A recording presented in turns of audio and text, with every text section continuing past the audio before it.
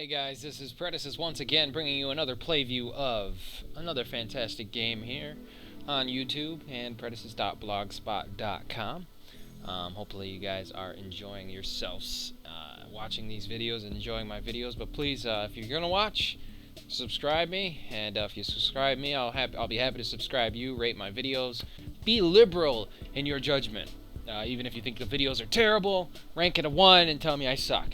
But anyways, this is Race Driver Grid, brought to you by Codemasters. It's released in 2007, so it's a couple years old now, but it still holds up very well compared to newer games these days. One of the coolest racing games I've ever played, and it's definitely on par with kind of stuff that maybe might have come out on consoles only, and I'll just keep it at that. One of the most unfortunate things about the game is that it doesn't include a mode for you to change your car's configuration at all. So you can't go in and change your camber, your tire pressure, your ratios, or anything like that. You're pretty much limited to, you got a car, it drives fast, drive fast in this race. That's it. Now, the main portion of the game is Grid World. This basically gives you your team, your races, everything that you need to do is done in Grid World. First of all, I'll start out with explaining the My Team function. When you go in, you start the game, you hit Grid World, and it starts you off immediately in a race. And it says, okay, win this race, get a sponsor. So you win the race, you get the sponsor. She tells you need $80,000 in order to completely revolutionize the way racing is done. So you go through and you do driver offers, which are these races here from other teams. You drive for them, and if you meet certain expectations, you get extra money based upon what they want. So this one here is I get $9,000 just for showing up and finishing the race, and then if I finish no lower than third, I get $2,500 bonus. And there's other bonuses that are thrown in as well, like flashback bonuses and stuff like that. But anyways, My Team, basically you go in here, you can change your team name. Mine's Team Predasis, pretty standard stuff. You can change your colors. Right now I have a pretty cool pattern. I'm going to go ahead and change it. So you can set up your pattern, your colors. We'll do some Predasis orange here right now, with a black primary and a let's see, red secondary. Yeah, that looks. Anyways, so you can go ahead and change your colors, change your number. I'm number 1, so I'm going to leave it like that because it signifies exactly what I am, which is awesome. And your sponsors. This is a very important part of the game. You go through here and you can actually set up your extra money that you get for completing races and doing them in certain ways. So this one here, my major sponsor, is going to be for, I get $10,500 based on finishing no lower than first. So if I win the race, in any given race, I will get $10,500. And then this is going to be a major sponsor of mine, my primary sponsor, so it'll double to $21,000 for this sponsor. Minor sponsors, I'll go through here and set these all up. So this one's for $5,000 for finishing no lower than first. This one's $4,000, but I'm going to change it to $5,000 for finishing the race. My major sponsor is Dunlop, and they have a very large portion of my car taken up with their symbols. Everybody else has a little tiny patch all over the car. But yeah, these are cool sponsor stuff that you can do, and you get extra money for completing races in certain ways based on their needs. Team rankings, this just shows you where you rank against other teams. It's pretty early in the game right now, so I'm only 152 out of, I think it's like a lot. Yeah, 250. But I'm not doing too bad, just early goings of the game. Driver rankings, I'm 364 out of a lot more than that and stuff. But eventually you get the option to add teammates, and you can go in here and change your teammate and stuff like that. They earn you extra money because they can earn you sponsor money by winning second place, first place, whatever. And they can beat you, and you can still get full credit for the race, which is kind of cool. But it really doesn't really play in that much. Here you can view your cars that you own. Right now I own a Ford Mustang Boss 302. This is the first car you start with. And then you can go and wash your car. That's kind of a cool feature. And it's actually useless. It just makes it look less dirty. It's not that great. And you can also sell your car. Now, if I sell this car, I can just sell it flat out for $58,000, or I can go on eBay and say, hey, I want to sell my car on eBay.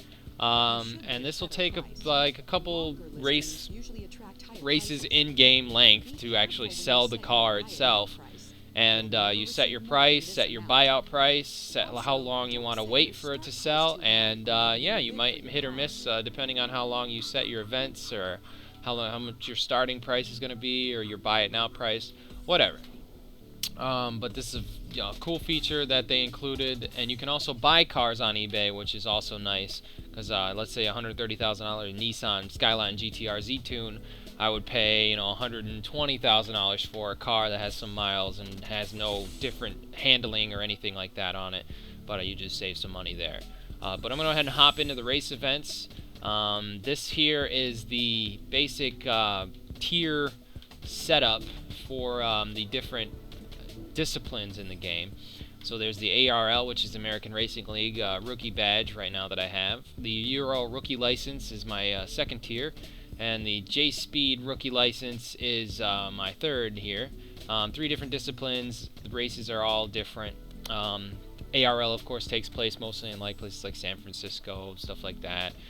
Euro takes place on closed circuit races, and it's a lot more of your European racing cars, open wheel, stuff like that.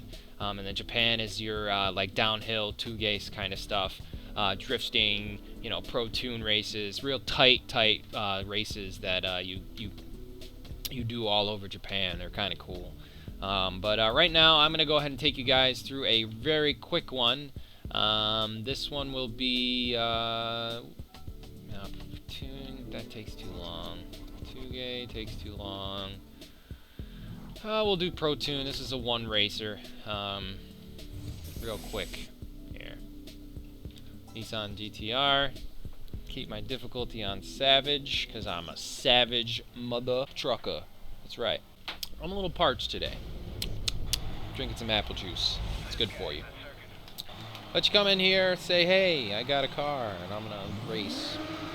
That's the whole point of the game. Grid. Just to race.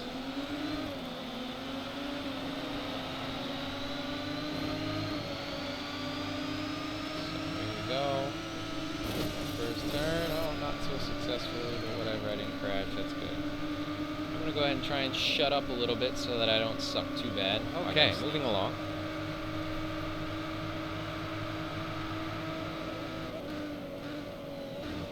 I braked a little late for that one. I'm gonna hit a bump. Oh, there it is. Now, of course, you can see on these cars there's full damage modeling.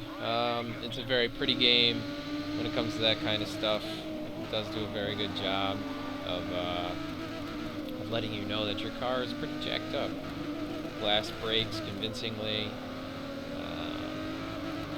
Your bumper falls off, tires fall off, everything comes apart pretty well. Now, this isn't an arcade racer. They're trying to keep it semi-realistic. Basically, they're just trying to say there's no boost function or anything like that.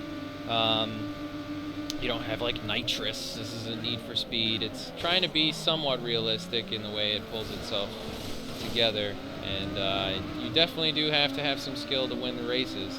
It's not like it's wicked easy. Right now I'm playing with a 360 controller for the PC, and it's definitely still requires a fair bit of skill. I can't even imagine playing this game with a keyboard.